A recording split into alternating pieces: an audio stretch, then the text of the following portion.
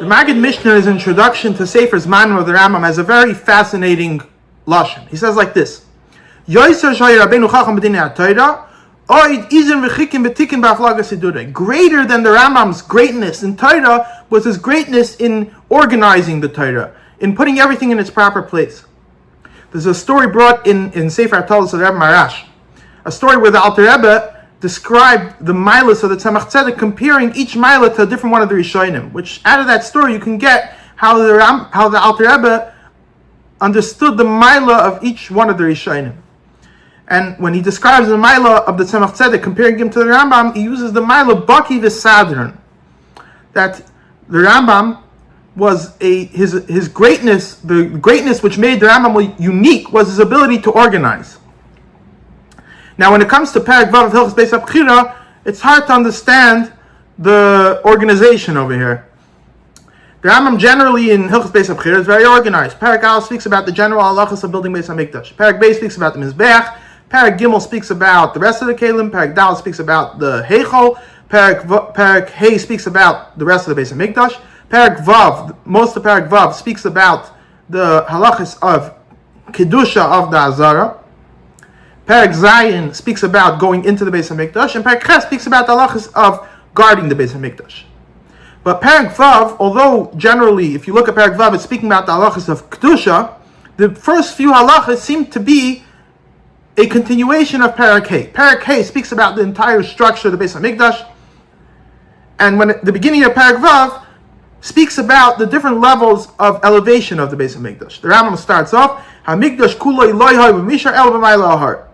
He describes how the Beis Hamikdash was not a flat surface, it was different levels. And he proceeds to explain how the Ezras Nashim was 12 steps higher than the Chel, and the Ezras Yisrael was 15 steps higher than the Ezras Nashim, and the Ezras Kohanim was 2.5 amas higher than the Ezras Yisrael, and the Eichel was 12 steps higher than the Azar.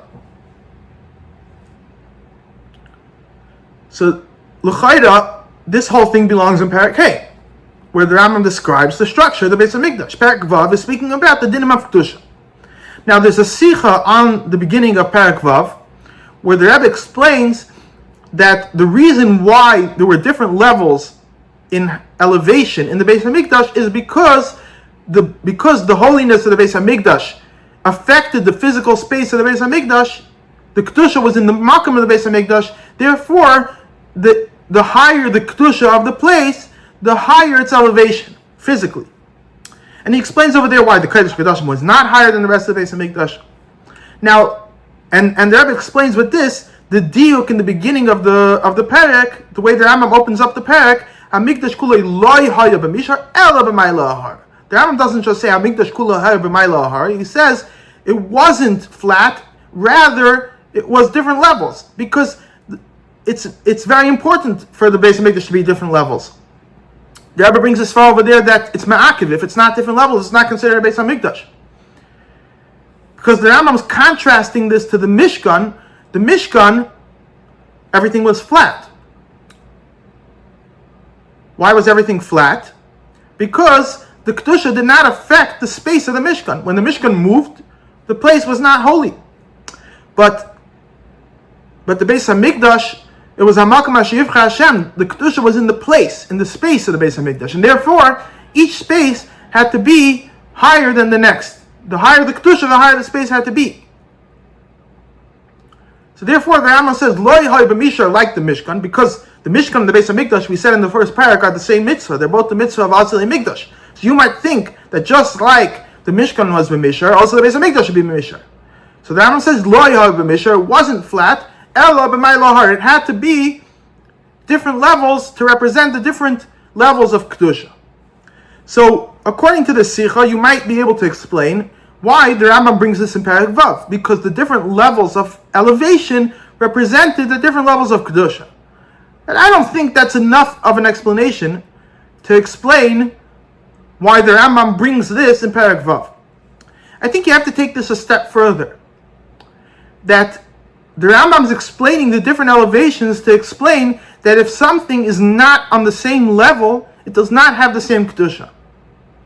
Meaning, it's not just that because it's a higher Kedusha, it's a higher level, only if it is on that level, it has that level of Kedusha.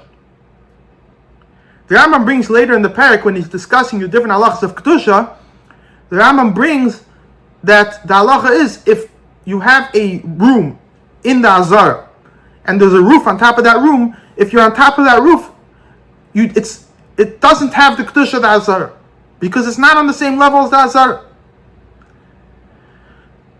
The halacha is that when you shech the carbon, it has to be on the ground of the Azara. If you built a platform on top of the ground of the Azara, and you shechted a carbon on top of that platform, I believe it wouldn't have the Kedush of the Azara. It wouldn't be considered shechting the carbon in the Azara. How do I know that? There's a Gemara which has a special limud. It learns that you're allowed to shecht karbanis on top of the Mizbeach. Now, Kache Kadashim, you need a special limud to teach you that the top of the Mizbeach is considered Safan. But Kachim Kalam, the Gemara says you need a special limud to teach you that you can shecht Kachim Kalam on top of the Mizbeach. Because, why? Because it's not the same level as the ground of the Azara. In order to be considered inside the Azara, it has to be on the same level.